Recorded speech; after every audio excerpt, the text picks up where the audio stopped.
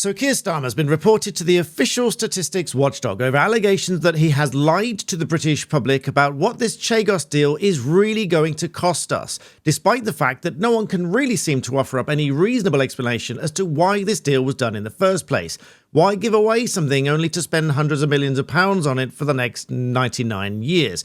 More about that a little bit later in the video, because that's not the only problem facing Keir Starmer at the moment. Not only is he facing a bit of a revolt from his own voter base, and a bit of a revolt is an understatement, but also from within his own party, with rifts appearing and even scathing articles in The Guardian talking about how his policies and U-turns are making this all fall apart. Not only do we have a leaked memo from Angela Rayner offering up all sorts of ridiculous suggestions to tax more people more money, but we now also have his U-turn on Wednesday over the winter fuel payments, which has alienated a large chunk of the Labour voter base, and perhaps forcing Starmer and his cabinet to admit that this was the point that they really lost control and that this U-turn is too little, too late, to quote The Guardian. As The Guardian quite rightly noted, the Reform UK voters are not Labour's to win back, and chasing them means alienating their own voter base. And between calling large swathes of the British public far-right thugs and taxing people from every corner of the economy we can probably think of, Starmer's U-turn on the winter fuel allowance, for which Rachel Reeves was notably absent, and the leaked memo by Angela Rayner indicating rifts within the party, The Guardian sought fit to highlight that Keir Starmer now has the lowest favourability rating on record, while the positivity now leans towards Nigel Farage. This graph here is absolutely devastating. The unfavourable percentage has risen to 69 and the favourable has dropped to 23, resulting in a net favourability score of -46, the lowest ever recorded by a YouGov survey poll. And not only that, I was sent another article by a senior data journalist for Sky News, Daniel Dunford, who, together with Sam Coates, the deputy political editor, wrote this article here about Labour's claim that there's been a massive increase in NHS appointments, which isn't really quite accurate. Because according to the Institute for Fiscal Studies, adding 2 million extra appointments during the first year was never really a particularly ambitious target. And despite West Streeting bragging, saying there was a massive increase, describing that there are now 3.6 million additional appointments achieved in the first 8 months, the data obtained by Full Fact and shared with Sky News actually reveals the truth, which actually signalled a slowing down in new NHS activity, showing that there was a rise of 4.2 million extra appointments over the same period in the year before under Rishi Sunak's government. So is this really something to brag about, or is it just another barefaced lie?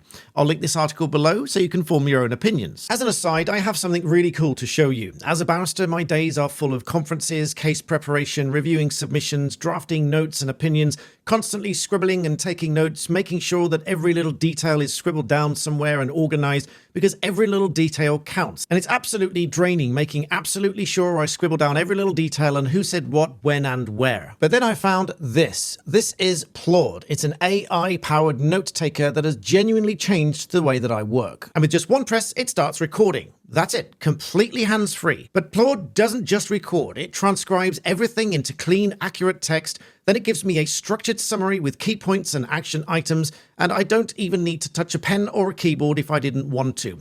So the collision happened on the 1st of March 2023.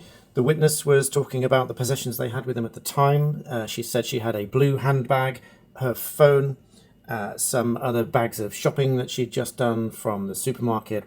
She exited the vehicle at 9 a.m. and then she went to meet her friend, and she took the blue bag with her. And when I need to find something, I just use Ask AI. I might ask, when did the witness mention the blue bag? And it will find it in seconds, whether it was yesterday or 3 weeks ago. With noise cancellation and speaker isolation, the audio is crystal clear, whether I'm on a remote call, multiple people, or there's any background noise trying to interfere. And you don't have to worry about it draining your phone or filling up your phone storage. You get up to 30 hours of continuous recording, 60 days on standby, 300 minutes of transcription for free every single month. So whether it's for work or for study and you don't want to miss the details, but you don't want to rely on frantically scribbling notes, PLAUD will take care of the details, so you can focus on what's being said and understanding, in my case, the legal arguments. But let's be honest, many people are now turning their mind to security, especially in a profession like mine, where confidentiality is simply not optional. PLAUD is SO2 and HIPAA and UK GDPR compliant with full AWS grade encryption. And so PLAUD is very much more than a clever little recorder. It's like a second brain. And whatever your work or study, this can make all the difference. And of course, I get you a discount using the code BBB10 for 10% off. The links are all below. So now to the Chagos deal and why Keir Starmer's being reported, because this independent article probably captures this perfectly.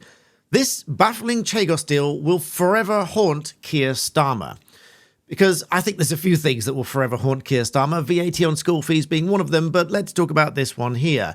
This deal that no one can really seem to explain why we're doing it in the first place. I mean, I forgive people for not really understanding either where the islands are, what their significance are, and why we're giving them away, but most people can understand that it's a little bit bizarre to be giving away something that we already own to then lease it back for £100 million a year.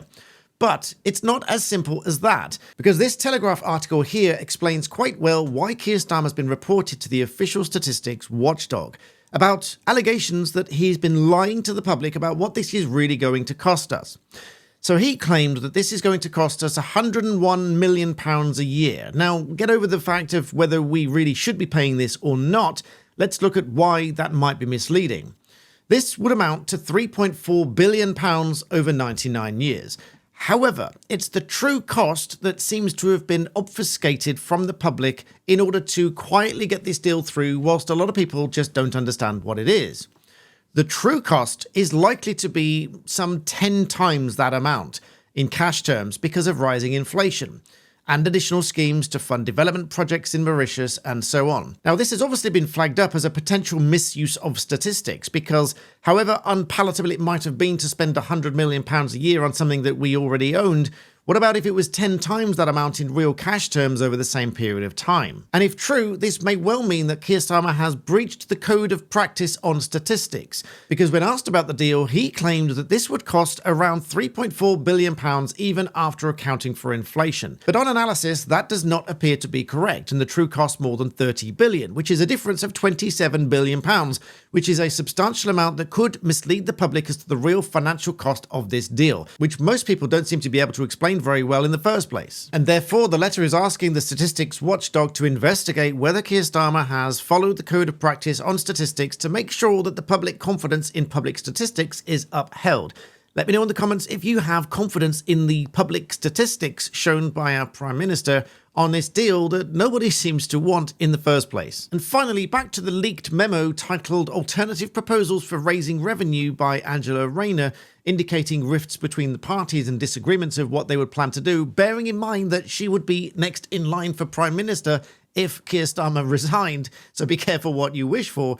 But these outlines things such as reinstatement of a pension's lifetime allowance, so capping the amount of savings on pensions, removing inheritance tax relief for certain shares, increasing bank surcharges by way of bank corporation tax, bearing in mind that if the bank's costs are higher, your banking fees will be higher because that is a natural consequence of the cost of business for a bank going up. Your fees will go up as well. This is very straightforward economics here. And eliminating the £500 tax-free dividend allowance, which will obviously go towards killing incentives for business, but also various benefit changes, so restricting migrant access to welfare, but not for those that arrive illegally, those that arrived legally within the first 5 to 10 years of being in the UK.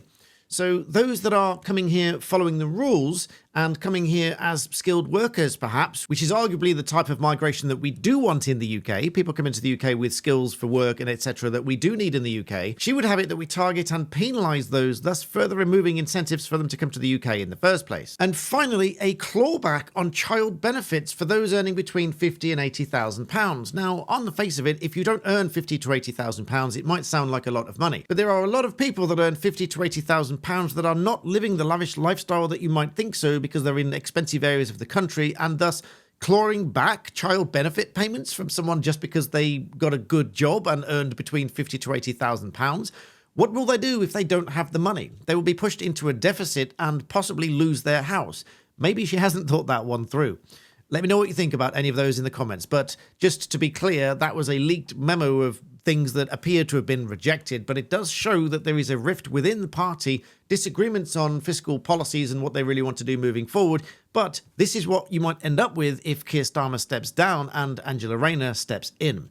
Let me know what you think. Please do make sure you like the video and subscribe. That really does help my channel grow. I am really grateful to that. And check out PLAUD. That is a fantastic device. I am absolutely loving it. So thanks for watching. I'll see you next time.